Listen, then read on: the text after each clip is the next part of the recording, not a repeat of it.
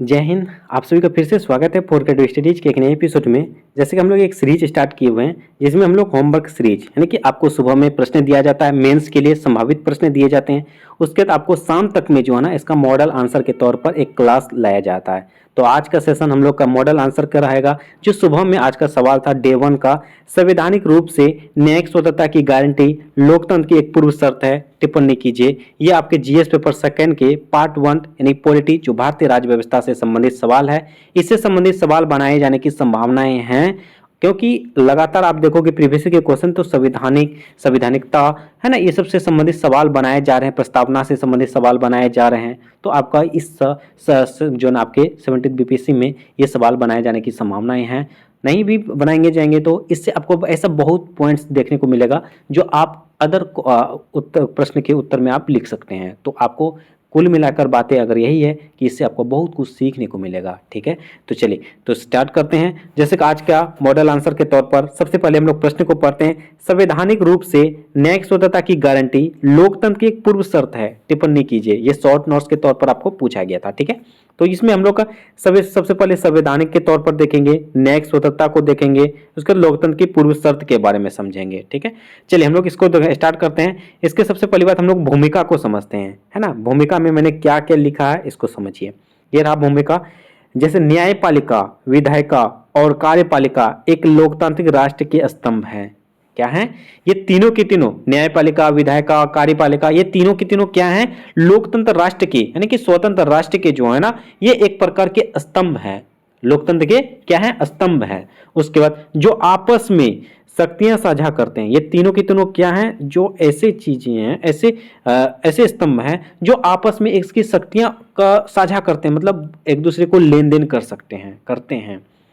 इसमें कार्यपालिका एवं विधायिका के आदेशों तथा अनावश्यक हस्तक्षेप से मुक्त न्यायपालिका, यानी कि क्या कहा जाता है, इसमें कार्यपालिका हो गया या विधायिका के आदेश जो हैं, इनके आदेश हो गया या अनावश्यक हस्तक्षेप हो गया, इनसे मुक्त होने का बाद देखिए कोई भी चीज है, न्यायपालिका जो है ना वो सर्वोच्च है, किसी सबसे परे है ना। वो किसी भी तरह से, चाहे कार्यपालिका हो, विधायिका हो, या किसी प्रकार का आदेश देंगे ना या अनावश्यक हस्तक्षेप करेंगे ना, ये सबसे परे है भाई, है ना। ये सबसे मुक्त है, ये सबसे फ्री है, ये सबसे आजाद है न्यायपालिका। तो यही सब दर्शाए हैं। संविधान के मूल्यों को बनाए रखने एवं उनका पालन करने के लिए अत्यंत महत्वपूर्ण है। ठीक है, ये हमारी भूमिका है। कितनी बारीकी शब्द से है, कितनी बेहतरीन तरीके से लिखा गया है भूमिका। तो ये आप भूमिका के तौर पर इसको दिखा सकते हो। चलिए आगे हम लोग का नेक्स्ट पॉइंट क्या था? ये न्यायिक स्वतंत्रता की गारंटी। न्यायिक स्वतंत्रता आखिर क्यों, है ना, न्यायिक स्वतंत्रता क्यों, इसके बारे में हम लोग को दिखाना है होगा। इसमें न्यायिक स्वतंत्रता क्यों हम लोग पॉइंट वाइज में हम लोग लिखे हैं। जैसे कि देखोगे, कार्यपालिका और न्यायपालिका को स्वतंत्र रखा जाना चाहिए। कार्यपालिका हो या न्यायपालिका हो, ये दोनों के दोनों स्वतंत्र होना ही चाहिए। अगर स्वतंत्र नहीं होगा भाई तो कोई भी, जैसे आप जिनकी सरकार होगी वो कुछ से कुछ कर लेंगे, है ना। तो इसलिए न्यायपालिका को जो ये स्वतंत्र होना चाहिए, वो अपने आप पे प्रधान होना चाहिए, वो खुद पे, मतलब कि उस पर किसी का हस्तक्षेप नहीं होना चाहिए, है ना। ये ताकि न्यायालयों को राजनीतिक पूर्वाग्रह से राहत मिल सके जो न्याय में बाधा उत्पन्न कर सकता है। जैसे अभी आपको पता होगा कि न्यायपालिका जो ना सबसे प्रधान, सबसे सर्वोच्च है, मतलब उनके कार्यों में कोई हस्तक्षेप नहीं कर सकता, कोई राजनीतिकरण नहीं कर सकता है, चाहे किसी भी दल के नेता हो, चाहे प्रधानमंत्री, राष्ट्रपति हो। न्यायपालिका होंगे, वो स्वतंत्र होंगे, उनका सब कुछ अलग अलग तरीके से होगा, उन पर कोई भी राजनीतिकरण नहीं करेंगे। अगर राजनीति करेंगे भाई तब तो भाई न्यायपालिका भ्रष्ट हो जाएंगे, मतलब कि कुछ होगा ही नहीं। क्योंकि जिनका जिस दल के नेता होंगे, मान के चलो जो नेता बनेंगे, जो प्रधानमंत्री, मान के एग्जाम्पल के तौर पर जो प्रधानमंत्री वो बहुमत के तौर पर है ना, तो वो कुछ से कुछ करवा सकते हैं, कुछ से कुछ कर सकते हैं, अब मनमानी देश चलाते हैं। इसी वजह से न्यायपालिका को क्या क्या रखा है?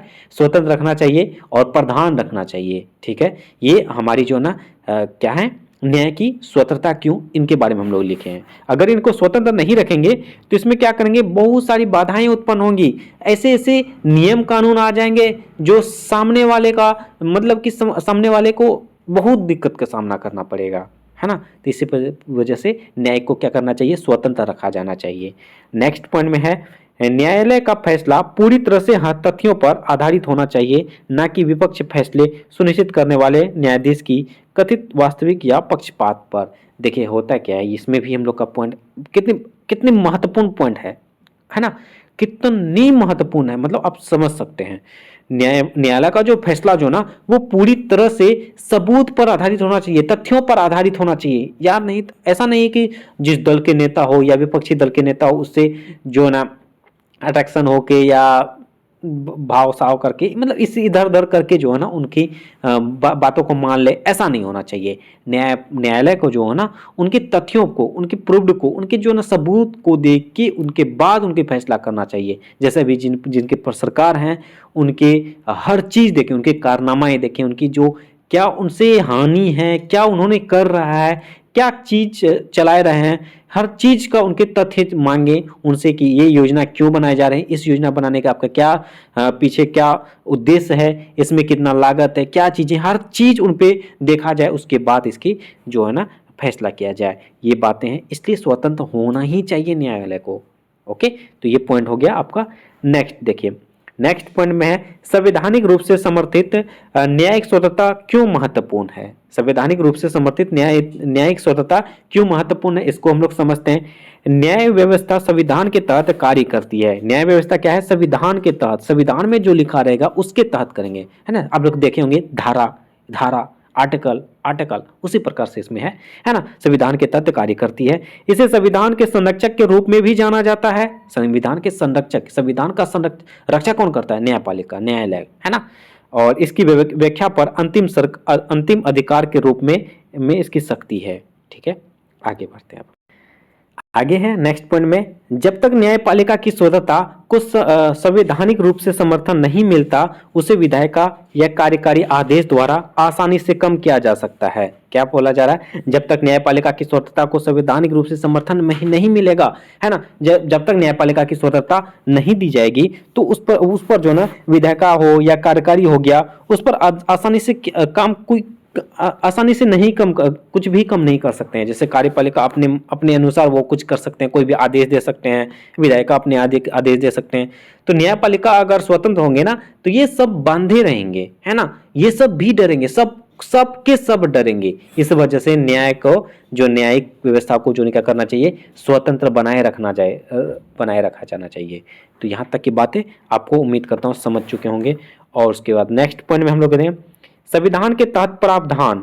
संविधान के तहत प्रावधान में क्या लिखा गया है, न्यायाधीशों की नियुक्ति में विधायिका द्वारा हस्तक्षेप ना करना चाहिए। मतलब कि जो उन्होंने न्यायाधीशों की जो नियुक्ति करते हैं, न्यायाधीशों की नियुक्ति कौन करते हैं, राष्ट्रपति, है ना।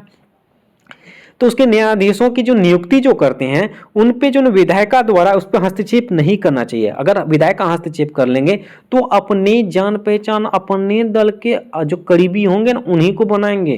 तो अगर उनका ही आदमी है, हेड ही हमारे आदमी है तो का ही करेगा कोई, है ना। तो इसी वजह से इसको ये नियम लागू किया है कि न्यायाधीशों की नियुक्ति जो ना ये विधायिका द्वारा हस्तक्षेप नहीं किया जाना चाहिए। अगर हस्तक्षेप कर दिया तब तो हो गया गड़बड़, है ना। तो ये बातें हैं। उसके न्यायाधीशों का निश्चित कार्यकाल, अब देखो न्यायाधीशों का अगर निश्चित कार्यकाल नहीं रखेंगे, अब मान के चलो 10 साल 20 साल 25 साल इसका निश्चित कार्यकाल नहीं है, तो अब मनमानी चलेगा ना कि हम ही हैं और करेंगे, है करेंगे, हो करेंगे, मतलब कि मनमानी, अपने इच्छानुसार मन हुआ तो कभी आएंगे, कभी नहीं जाएंगे, कभी ये योजना कभी वो योजना कर देंगे, ये नहीं होनी चाहिए। तो ये कार्यकाल जो निश्चित होना चाहिए। उसके मौजूदा न्यायाधीश को हटाने के लिए महाभियोग की उचित प्रक्रिया, देखिए जिस तरह से हम लोग का महाभियोग चलाते हैं ना राष्ट्रपति पर, उपराष्ट्रपति पर, है ना, उसी प्रकार न्यायाधीशों की नियुक्ति में जो ना उसको हटाने के लिए भी महाभियोग प्रयोग किया जाना चाहिए, उचित प्रक्रिया होनी चाहिए। क्योंकि मान के चलो न्यायाधीश अगर जितने साल के लिए हैं उनको दिया गया है, उनके बीच में वो इस तरह से करने लगे हैं कि जिससे बहुत दिक्कत का सामना करना पड़ रहा है, तो उन पे महाभियोग का जो ना लगा सकते हैं। इसलिए भी ये उचित होना चाहिए, प्रक्रिया लगाया जाना चाहिए। उसके बाद संसद न्यायाधीशों के आचरण पर चर्चा नहीं कर सकती है। संसद जो है ना ये न्यायाधीशों के आचरण पर चर्चा नहीं कर सकती है। अगर इस पे भी आचरण चर्चा करने लगे तो फिर भी दिक्कत है। भारत की संचित निधि पर वेतन और भत्ते का भाग जिससे विधायी अनुमोदन की कोई आवश्यकता नहीं है। ठीक है।